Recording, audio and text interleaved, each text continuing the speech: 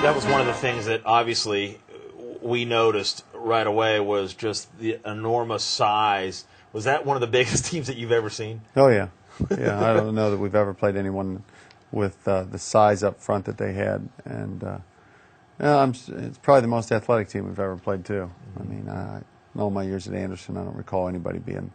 I mean, the Princeton teams were in the playoffs that year were really quick and athletic, but they didn't have the size. Right. And they didn't have the overall athleticism basically at every position on their defense. So, you know, it was a good test for us, a good experience. You know, I wouldn't want to play those guys every week, that's for sure. But you know, you got to step up and you got to play somebody. And you know, it doesn't matter how many regular season games you win as long as you can get in the playoffs. And you got to test yourself every now and then. You can't just schedule people that you feel you're going to win every game. You do have to step out and test them, and we've done that. We played Hilliard Derby, you know, 4 years ago, and then we played Columbus DeSales for a couple of years. Now we had these guys for 1 year, and we're still looking for somebody next year, week 4. And you know, but we've got Lakota West on the schedule next year for week 3, so that's a tough one for us because they're going to be bigger and faster than us. Well, it ought to show you how big you are when you got a 6'6", 350-pound kicker. Yeah. You know, that was the biggest kicker to state. It's got to be, you look like Super Toe or whatever. Yeah. Dan called him each time. He said, "Here comes Super Toe," or whatever. Remember that little thing you hit on you pop the head and the guy's leg comes out. Yeah, that's about how he kicked it. It is. And speaking of kickers, you had Tommy Chapman saw his first action of the game, and I thought before the half, it looked like the field goal was good to me. I don't know. What did you think? Was it questionable? I don't know. We heard it went right over the top. Some people back there said it was good. It's hard to tell. Right. Tommy, he's very rusty because he hasn't, due to his injury, he hasn't been able to practice much, and he's really, really rusty, and he's way behind of where we'd like him to be at this time, and we just got to do some catching up, and hopefully he can stay healthy and get better and better and drive into his kicks. And he kind of leaned back a little bit and pushed both of them. Right. But you know, he's really a weapon on kickoffs because he can execute a variety of different kicks that we want to use. So we're still getting some things out of him. Is that something that you have to just work out at practice? I mean, he just has to keep kicking he's just going to have to kick, basically. and he's got to watch his leg though because he still wants to not injure it for soccer and miss soccer, and so he can't overkick. So it's a matter of not getting enough practice either. Right.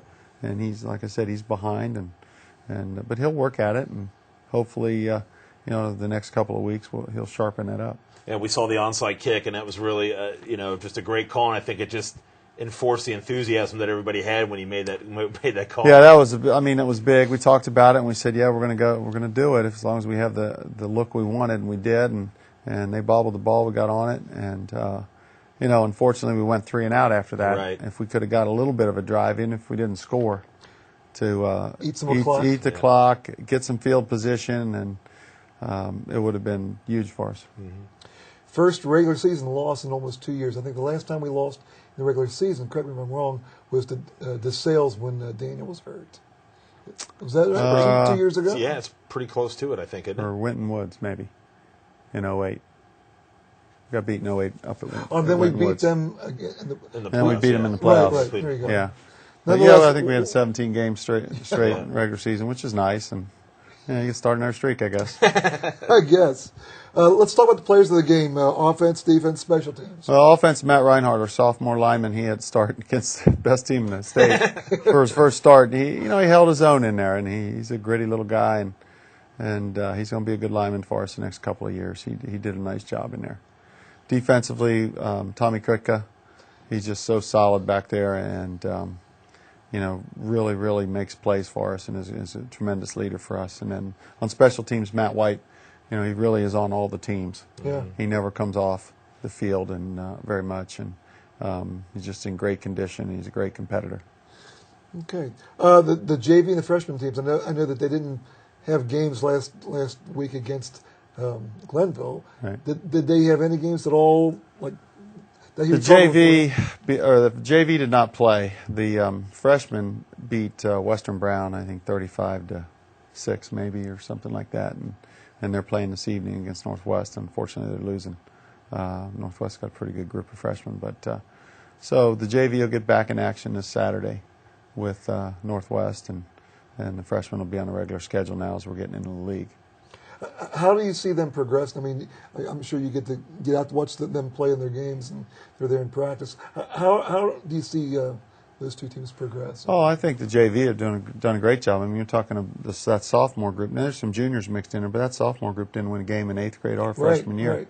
And so they're starting to believe a little bit and starting to make plays and understand how hard they have to play all the time.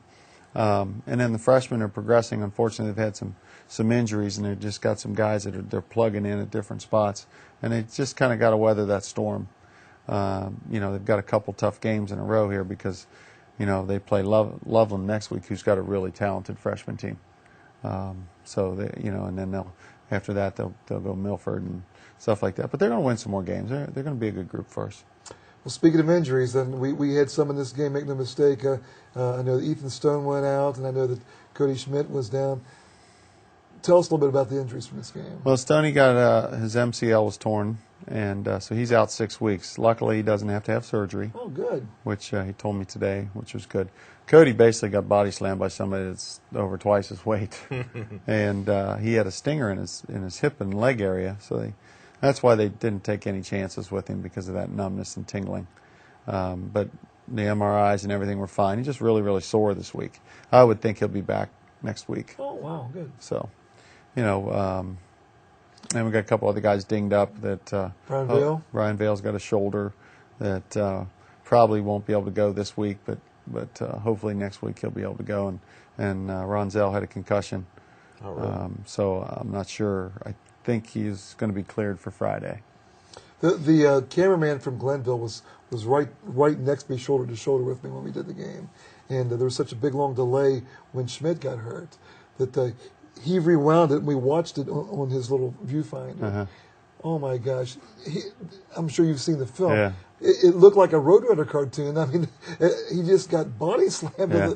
It looked like the first thing hit the ground was the back of his helmet. Yeah, he just got drilled. Yep. Cody had to come in there when Brian got hurt and did a nice job. And, he's a little hustler. He's undersized, but he hustles and he cares about Anderson football. And when you got guys that hustle and care about their team and their school, then you got a chance to win.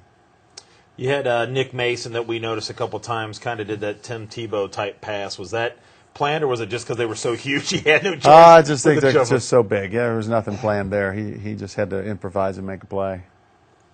And Greg already capped on it a little bit, was that 99-yard drive that you had. I mean, it was just probably one of the better drives that we've seen in a long time, and it really was an exciting thing to see it develop and finally score that touchdown. Well, it was such a emotional lift stopping them there on the goal line. Then we were worried about, we were already talking as soon as we got the ball, we were going to kick it on third down and get it out of there. And then we happened to, get that decent run and get some field position and so forth. So, it was real exciting and gave us a huge lift going into halftime.